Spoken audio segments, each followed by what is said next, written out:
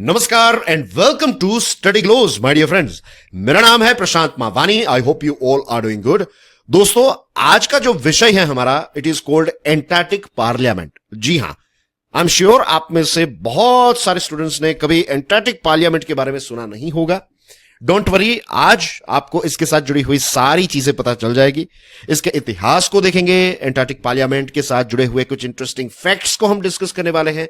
फिर हमारा देश जो भारत है, इसका एंटार्क्टिक ट्रीटी को लेकर क्या रोल रहा है, एंटार्क्टिक पार्लियामेंट में हमारा क्या स्टेटस है। We are going to talk about all these things in detail. तो चलिए शुरुआत करता हूं एंटार्क्टिक पार्लियामेंट से। दोस्तों, इसके साथ जुड़ी हुई जो लेटेस्ट खबर है वो ये है कि इसका जो 46th एडिशन है, एंटार्क्टिक ट्रीटी कंसल्टेटिव मीटिंग, ये इसका ऑफिशियल नाम है। इसको आप एंटार्क्टिक पार्लियामेंट भी कह सकते हैं। तो ये जो एंटार्क्टिक पार्लियामेंट है, इसका 46th एडिशन हमारे देश भारत में इसको होस्ट किया जा रहा है। ये मीटिंग आज जब मैं आपसे बात कर रहा हूं तो it is in fact going on 20th मई 2024 इसकी शुरुआत हुई और ये चल रही है ये 30th मई 2024 तक ये मीटिंग जो है ये चलती रहेगी। ठीक है। नाउ डियर फ्रेंड्स, आपको पता चल गया कि होस्ट नेशन कौन सा है, क्योंकि इस पर से आपको एक एमसीक्यू पूछा जा सकता है कि ये जो पार्लियामेंट है इसका होस्ट नेशन कौन था। इंडिया। किस राज्य में? तो याद रखिए कोची इज इन केरला। अब इसके इस लोकेशन के बारे में तो बात होगी। Let me show Antarctica on the map. तो चलिए let's go through the map. तो दोस्तों, let me quickly change the colour of the pen that I am using. तो as you can see on your screen, आपकी screen पर है Antarctic reason, पूरा क्षेत्र आपकी स्क्रीन पर है। And thanks two nations online project for this very very interesting map. यहां पर आप देखेंगे this is south Africa here. यहां पर आपको दो देश, एक अर्जेंटीना है, एक चिली है। यहां पर आपको ऑस्ट्रेलिया देखने को मिलता है। This is New Zealand here of course, right. तो ये सारे ऐसे देश हैं जो एंटार्क्टिक के काफी नजदीक है। अब थोड़ा इसको जूम करके स्टडी कर लेते हैं। तो यहां पर आप देख सकते हैं South Atlantic Ocean. Dear friends, एक और चीज यहां पर ऑब्जर्व कीजिएगा, ये जो डॉटेड लाइन है this is Antarctic Circle, right. और जैसे एक आर्टिक सर्कल की लाइन है ऊपर नॉर्थ में, तो यहां पर साउथ में आपको एंटार्क्टिक सर्कल वाला एक रीजन भी देखने को मिलता है। तो as you can see South Africa, Port Elizabeth यहां पर है। यहां पर आप अर्जेंटीना और चिली को देख सकते हैं। और थोड़ा हम नीचे यहां पर देखिए इंडिया का ये जो मैत्री स्टेशन है। एंड इसी के साथ आपके लिए एक प्रश्न भी है, बताइए कि भारत के कितने रिसर्च स्टेशंस एंटार्क्टिका में हैं? जितने भी हैं 3-4, इनके नाम जो हैं ये आपको कमेंट सेक्शन में पोस्ट करने रहेंगे। ठीक है। नहीं पता है, रिसर्च कीजिए इसके बारे में। That's why I am asking you this question. I want you guys to do a little bit of research on Indian stations. फिर कुछ डिटेल्स यहां पर हैं, आप इसको अच्छी तरीके से वीडियो को पॉज करके देख सकते हैं। वीडियो को देखने के बाद आप फिर से यहां पर आकर देख सकते हैं। आप अपना जो मैप है या फिर atlas book if you are not using, then I don't know why you are not using. आपको इसको मींस पैसा इन्वेस्ट करने ही चाहिए। एटलास की किताब जो है ये हर एक व्यक्ति के लिए, not just for a person who is preparing for competitive exam, लेकिन हर एक व्यक्ति के पास, हर एक क्यूरियस व्यक्ति के पास एटलास होनी ही चाहिए। और जब भी आप कोई नए देश के बारे में पढ़े तो open it will just take 5 minutes, लेकिन जो ओवरऑल आपका जो नॉलेज एक्विजिशन का जो पूरा प्रोसेस है ये बहुत ही इंटरेस्टिंग बन जाएगा। तो यहां पर बहुत सारे देशों का, for example NS stands for New Zealand, USA का यहां पर स्टेशन है, China, Russia, there are so many other things as well, other nations as well of course. And here you can see New Zealand, Australia, right. तो ये था इसका एक map. हमने इसका एक बर्ड्स आई व्यू लिया है, राइट। नाउ डियर फ्रेंड्स, ये जो 46th एडिशन है, तो इसमें कौन कौन सी चीजों पर डिस्कशन होने वाली है? तो ऑफ कोर्स एंटार्क्टिका के साथ जुड़ी हुई बहुत सारी चीजों पर डिस्कशन की जाएगी। स्पेशली यहां पर इस क्षेत्र में टूरिज्म जो है ये काफी ज्यादा बढ़ने लगा है। और एज वी ऑल नो कि जहां पर टूरिज्म बढ़ता है तो वहां पर पॉल्यूशन बढ़ेगा, अलग अलग प्रकार का pollution, water pollution, air pollution etcetera. और ये सारी चीजों की वजह से इस कॉन्टिनेंट पर क्या इंपैक्ट होगी, ये सारी चीजें डिस्कस की जाएगी। इसी के साथ साथ करंट अफेयर्स जब भी आप पढ़ते हैं तो अलग अलग समय पर हमें क्लाइमेट चेंज को लेकर काफी सारी चीजें जो हैं वो पढ़ने को मिलती रहती हैं। एंड जब भी एंटार्क्टिका की बात आती है तो हमने कई बार ये चीजें देखी हैं कि बड़े बड़े बर्फ के टुकड़े जो हैं एंटार्क्टिका के, वो टूट रहे हैं, मेन जो कॉन्टिनेंट है उससे टूट रहे हैं, और फिर समंदर के साथ ये मर्ज हो रहे हैं और इसकी वजह से इस जो ओवरऑल सी वाटर है, इसका जो लेवल है ये बढ़ता जा रहा है। ये आइलैंड नेशंस के लिए काफी बड़ा एक खतरा बन चुका है। तो एंटार्क्टिका जनरली स्पीकिंग न्यूज में ये बर्फ के टूटने से काफी ज्यादा न्यूज में रहता है, राइट। तो क्लाइमेट चेंज के साथ भी आज की हमारी जो डिस्कशन है उसका एक डायरेक्ट टॉपिक है। ये जो मीटिंग है इसमें एंटार्क्टिक ट्रीटी के 56 मेंबर कंट्रीज हैं। तो ये मीटिंग ये 56 देशों की है। और अब हम बात करते हैं एंटार्क्टिक ट्रीटी के बारे में, राइट, क्योंकि इसका मेंशन हुआ है, इसके बारे में हमें पता होना ही चाहिए। बेसिक डिटेल्स की बात करूं तो इसकी स्थापना जो है ये 1 दिसंबर 1959 में हुई, लेकिन ये 1961 प्रिसाइसली बात करें तो 23 जून 1961 को ये इफेक्टिव हो गई, यानी कि एक्शन में आ गई।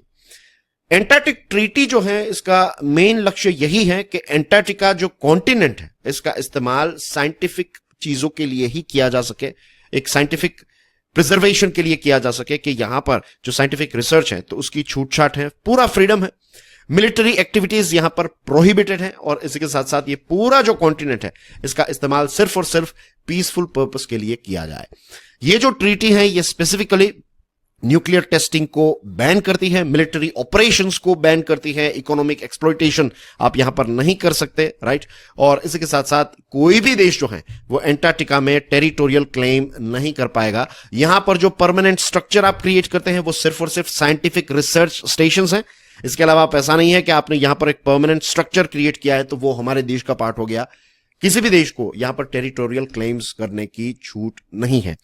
फिर 1991-1992 में Madrid protocol on environmental protection add किया गया और इसमें यह चीज ऐड की गई कि 1991-92 से 50 सालों तक यहां पर किसी भी प्रकार की माइनिंग और ऑयल एक्सप्लोरेशन जो है वो नहीं किया जाएगा, which is a very good thing to be honest. कुछ देश जो है ये कंसल्टेटिव पार्टीज रहते हैं और जो कंसल्टेटिव पार्टीज हैं वो डिसीजन मेकिंग प्रोसेस का पार्ट रहते हैं। ये जो 56 नेशंस है ना वो सारे के सारे देश जो है वो कंसल्टेटिव पार्टीज का पार्ट नहीं है, लेकिन हमारा देश भारत जो है ये 1983 में इस ट्रीटी को ज्वाइन करता है और हमारा देश भारत जो है ये कंसल्टेटिव पार्टी है। यानी कि जो ये ट्रीटी के साथ जुड़ी हुई जो डिस्कशंस हैं और नॉट जस्ट डिस्कशंस लेकिन जो डिसीजन मेकिंग प्रोसेस है उसमें India is also one of the nation, which is a good thing for our country of course. अब दोस्तों ये जो कॉन्टिनेंट है इसको लेकर कुछ टसल जो है उसके इतिहास को देखते हैं। देखिए ये जो मेनलैंड पोर्शन है इसके कुछ कुछ पोर्शंस ब्रिटिश, अमेरिकन और रशियन शिप्स को देखने को मिले and I am talking about 1820। आज से आप समझ लीजिए 200 साल पहले जब यहां से कुछ शिप्स गुजरे तो उन्होंने देखा कि यहां पर तो पूरा बर्फ से ढका हुआ एक बहुत बड़ा इलाका है, लेकिन इस चीज को लेकर उतनी ज्यादा क्यूरियोसिटी या फिर उतनी ज्यादा जो पैशन है वो नहीं थी। लेकिन फिर जो एडवेंचरर्स हैं तो उनके बीच में कंपटीशन स्टार्ट हो गई। तो आपकी स्क्रीन पर दो महान व्यक्ति हैं, एक हैं कैप्टन रॉबर्ट स्कॉट, ये यूके के हैं, और दूसरे हैं रोनाल्ड एम्यूजडेन, ये नॉर्वे के हैं। अब दोनों के बीच में एक कंपटीशन हो गई कि कौन एंटार्क्टिका में पहले पहुंचेगा। दोस्तों ये जो रॉबर्ट स्कॉट हैं और ये जो रोनाल्ड एम्यूजडेन है इनको लेकर मैं एक अलग से कंटेंट फ्यूचर में बनाने वाला हूं। I will share with you guys कि कैसे इन्होंने अपनी टीम बनाई और टीम बिल्डिंग के लिए what are the things that you need.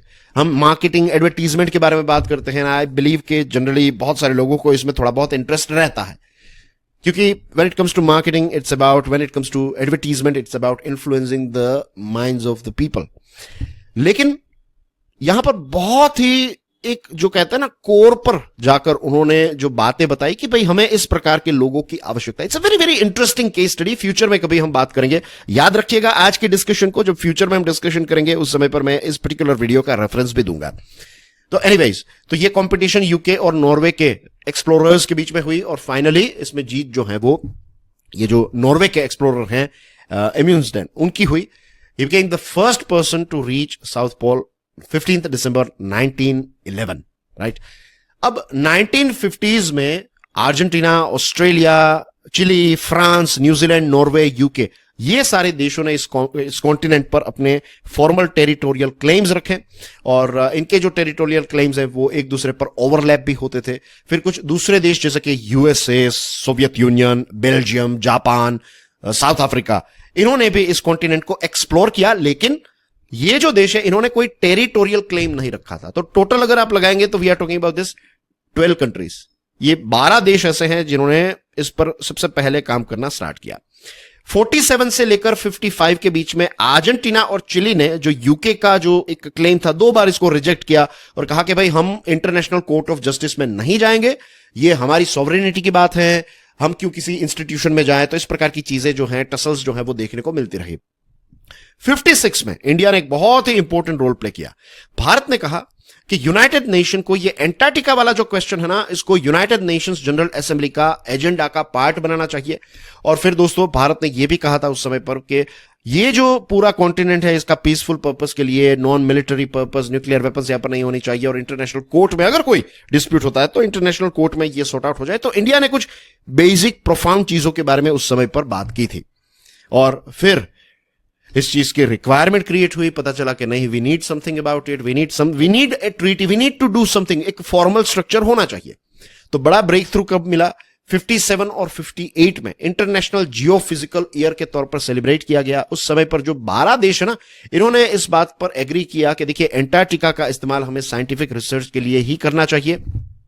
हमारे टेरिटोरियल क्लेम्स भले ही एक दूसरे के खिलाफ हो, लेकिन इस कॉन्टिनेंट का इस्तेमाल हम साइंटिफिक स्टेशन के लिए ही करेंगे, राइट।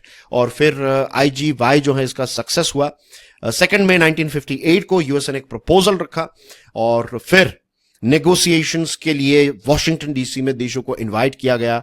कॉन्फ्रेंस ऑफ एंटार्क्टिका हुआ अक्टूबर 15 से लेकर 1 दिसंबर 1959 और फिर एंटार्क्टिक ट्रीटी जो है इसका जन्म होता है। याद रखिए 1959 में कोल्ड वॉर चल रहा था, उसके बावजूद भी एंटार्क्टिक ट्रीटी जो है उसको साइन किया गया। So it's a big success, right. और ये जो ट्रीटी है ये इतनी सक्सेसफुल है, द रीजन इज कि ये स्पेसिफिसिटी और वेगनेस के बीच में एक फाइन बैलेंस रखकर चलती है।